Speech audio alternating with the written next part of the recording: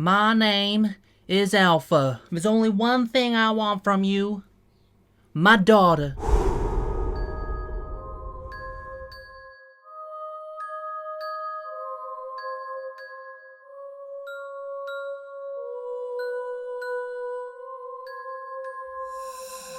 Boom! Guys, this was supposed to be recorded a couple days ago. My plan was to record today, take it to work, edit while I'm at work, get it all out, and boom, boom, boom, boom, boom, boom, boom, smash out a video in one day. But I have, for some reason, not prioritized my time properly. And yeah, I am here now. My shift starts in 35 minutes. Sorry guys, just a second. Anyway, we have a new villain, guys. If you haven't seen the previous Beyond the Wall, we spoke in depth, let's say, in depth about Negan. If by any chance you are interested, don't forget to watch that one before this one, guys. Obviously, they're not going to be massively connected. I mean, there's maybe a little bit of connection, but nothing crazy. This one is going to be very much about Alpha, this whole new situation, the new group, everything. All of it, guys. Everything that, all those questions, little niggly questions, we're going to try and condense into approximately 20 minutes. So, where do I start, guys? So these people, right, are like ultimate survivalists. Now, I don't know much about the people following her other than they all seem to think that her way is the right way. We are in a unique position because we have been given an opportunity to see perhaps the worst of the convincing, if that makes any sense. Lydia has by far probably been the most influenced by her mother and this whole situation. She was incredibly young when this started.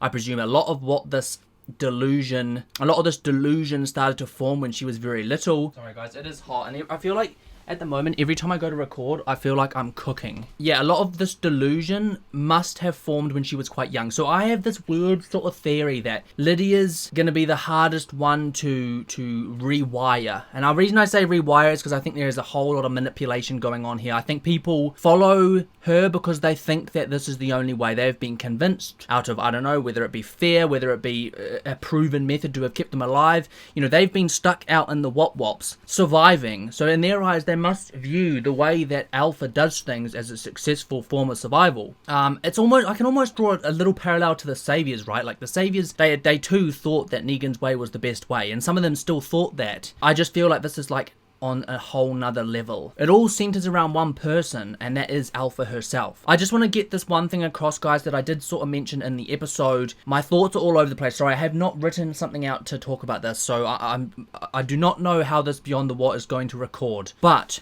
my biggest worry is that when it comes down to there being a decision or a fight or an opportunity for Lydia to perhaps go to her mum or help her mum or revert or whatever, I feel like there will be a relapse. I think she has been literally beaten from a young age. It has been beaten into her that there is a way to survive this, and it has been beaten into her that there is a way of doing things. So when it comes down to it, I was worried that, yes, look, I feel like I can trust her now. Yes, I feel like I sympathize with her and I've seen her backstory. So I already have a little bit of a soft spot for her, right? But my biggest worry is that everything we show her now isn't going to be enough, or we're not going to have enough time to undo what she was taught or what was beaten into her. I don't even think it's possible to undo it. You know, whether it's possible to show someone enough of what could be to deter them from relapsing. Do you see what I mean? I'm referring to it like a relapse. My biggest worry is that when it comes down to a choice, like her brain won't allow her heart to make the decision. It'll be like everything wired up here will just autopilot for her. It'll be part of the reason we struggle. And I spoke in the last episode about feeling like we may already be infiltrated. I've got this really weird theory that we are already infiltrated, but it's like not by intention. And Lydia's gonna regret infiltrating us, but it's like, I have this feeling like she is, and she doesn't even realize it, but she is currently infiltrating what we have built. And eventually that will be like the weak spot. Yeah, so I just wanted to get that across because that's like my biggest theory at the end of the last episode. Like, this mother is messed up, and just like I even said that she creeped me out even without like the walker mask and all that stuff. She just has this vibe of her like, oh my gosh, how far will this lady go? And a lot of what I was doing in the last couple of days is comparing her and how I'm feeling to how I was feeling with the governor and Negan. And when I used to speak about like, how far would they go here? How far would they go there? What would they do? You know, what sort of things would they do? Where would they stop? Where would that line be? Now, one of the things I always said was, when it comes to like, say Negan had a daughter or his wife was still alive, you almost feel like that line of how far you'd go, it like blurs, it disappears, or it moves, you know, like same as Rick. You always thought, right, Rick wouldn't go to a certain point. You'd always have faith that he would keep his you know, his morals, and he would keep that sort of composure about him. But the minute it involved Carl, like, he became another person. You know, the jacket came on. Anyway, I always spoke about how it didn't really feel like the governor to an extent did, but like they kind of already lost the thing that may push them over the edge, you know. We have now got a villain who is actively looking and fighting for her daughter. And that brings me to my whole next point, guys. The most dangerous thing about all of this, right, is assumptions. I have another weird theory that's been going through my mind, that I don't think Alpha in her mind will think she's doing wrong. You know what I think her delusion has stemmed from? I think when this started, she panicked, she broke, she had to make a decision on the spot, which she did, and it almost snapped her, you know what I mean? And like, all this delusion is built on foundations of, I must protect my daughter. I must protect Lydia. Lydia must survive. I don't think it's so much about Alpha, it's more about like, she wants to instill all these things in Lydia so that she survives this, right? I think in the episode we sort of hear like Lydia say, oh, they won't come back for me. We have this thing where we don't go back for those that have been lost because it's too risky, you know, it's not smart for survival. Whoop-de-doo. They're all here. Why is that? Because the mother has ordered it, right? So the mother clearly doesn't follow the rules she sets down. Now, I don't think those rules are for her. I think they are for Lydia. I think everything we're about to see has been built and designed for Lydia, right? To protect Lydia. So this entire delusion is like built on a positive idea of, I must keep Lydia alive. That kind of thought has turned into beating, has turned into malnutrition, has turned into, like, there is this long list of, like, abuse now, because she thinks that it's all, like, worth the sacrifice to keep her daughter alive. So, you know, she's almost lost the purpose. She's lost the purpose, right? She's keeping her daughter alive to keep her alive. There's nothing to do with living. Somewhere along the line, she has lost that. And she is now fighting for, just to keep her alive. Like, in my eyes, if she could lock her in a cage and keep her fed, and which would, like, for years and years and years and years and years and years, that would guarantee that she makes out of the apocalypse, she would do it. Yeah, that's what I think the motive is. I don't know for sure because I haven't seen enough of it, but just purely the fact that she has showed up at our compound, which goes against their rule of not engaging with bigger groups, and goes against their rule of not going after people that have been left behind. Anyway, there's a whole bunch of trauma that needs to be unwrapped, guys. You know, that last episode was fantastic. We got a whole bloody backstory and a big plot twist and all of it. And now we've got this brand new character who, I don't think, she doesn't care about herself, but she will do anything for the person she cares about. And you can't say she doesn't love her daughter. It's just, how do I describe this? She loves her daughter to the point where it almost, you know, the love becomes dangerous and bad and toxic and all these different things. And could you call that love? I don't know. That's a topic for another day. But she is dangerous, right? This whole thing is dangerous.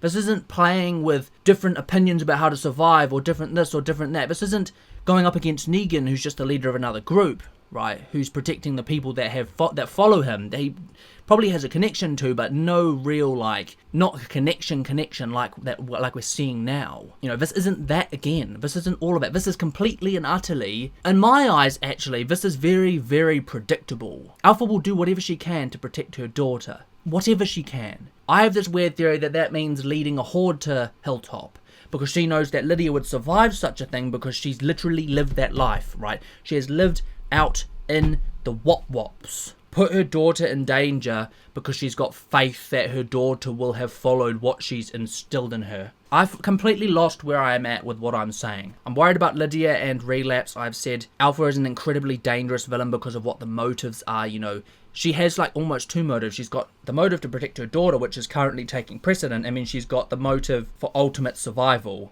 To be killed, kill or to be killed. Ultimate, like, survivalist mentality. Be the prey or be the preyed upon. You know, she has put herself in a position where she will not allow threats to her survival. And she's got all these people following her, so it's not even just like... That's another crazy thing. How? I'm asking myself so many questions. How have so many people followed her? Is it because they fear her? Is it because maybe they were out in the Wops, goodness knows where? She I say took them in. She took them in her stride, and then they sort of like surviving became second nature. Like she's almost teaching all these people how to live amongst the dead when we're trying to teach people how to beat the dead, how to fight the dead, and how to live hidden from the dead. Do you know what I mean? That's kind of what it feels like, right? That's the difference.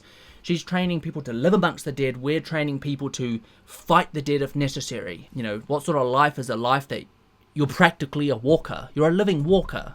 That's what they are. They're a living walker. You talk about freedom and what it means to live. You are a living walker. What life is that? You know, that's what I'm saying. It's extreme mentality. It guarantees protection. And this all, once again, goes back to my theories on Negan. Like, I remember ages back talking about how the thing is, Negan's principles all make sense. They all made sense. But they all felt like very extreme versions. You're taking a good principle and you're making it so farly exaggerated to the point where it strips all the other parts of living away, bar surviving, to make it optimally effective. That's exactly what this feels like. And that's another thing I worried about, by the way. There was a little bit of a connection between these two Beyond the Was, because I was like, how's Negan gonna react when he sees this kind of mindset being, you know? And this also brings me to a whole nother point. Can we make a parallel between Negan and Lydia? And that sounds crazy, right? But I literally just said in this Beyond the Wad that I was worried that anything we show Lydia now won't be enough to sort of sway what she's been, you know, what's been drilled into here. Negan has been watching what we've built for 6 or 7 years. So any wiring that was done up here is well and truly either tangled or completely and utterly dismantled. So when he gets exposed to the outside world again, which we already saw a little glimpse of, when he gets re-exposed to that and he's got a comparison and a choice to make, my gut's now telling me that he would say, no, we need to be fighting for what Rick's built. You know, because I think he's going to want to protect people like Judith, right? And then the whole thing, that's just what I'm saying. I think we're going to see a massive, massive change in the way Negan believes in things, and we're going to see an attempt to change the way Lydia sees things. You know, like, I think this is all going to be about perception this season. I do believe that we have stepped over, like, we've kind of stepped on Alpha's tail, right? All that viewpoint of survivalist for the purpose and the reason, and all those little rules that they've created was sort of designed with Lydia by her side. What happens now that she's not? It changes everything. And to be honest with you, they don't even really need that many people. They have mastered the ability to herd goddamn walkers. They have weaponized the enemy. They have weaponized these brain-dead dimbats, right, to fight alongside them. It's not like we can do the same. I don't want to be wearing bloody walker masks all the time. Damn! I want to end up like Gabriel. Like, how are they not all dying of COVID-44 or whatever virus this is? But yeah, guys, look, I'm going to stop talking because I need to get to work. I need to go buy a drink and I need to get to work ASAP. What I'm going to do is I'm going to take this to work. I'm going to edit what I've got. If I get home late tonight and I go, oh, yeah, okay, there's still some I need to record, I'll record it on the spot, I'll edit it on the spot, and I'll upload it on the spot. So this should still go out. But yeah, if you don't see me again, this is goodbye. If you see me again, hi.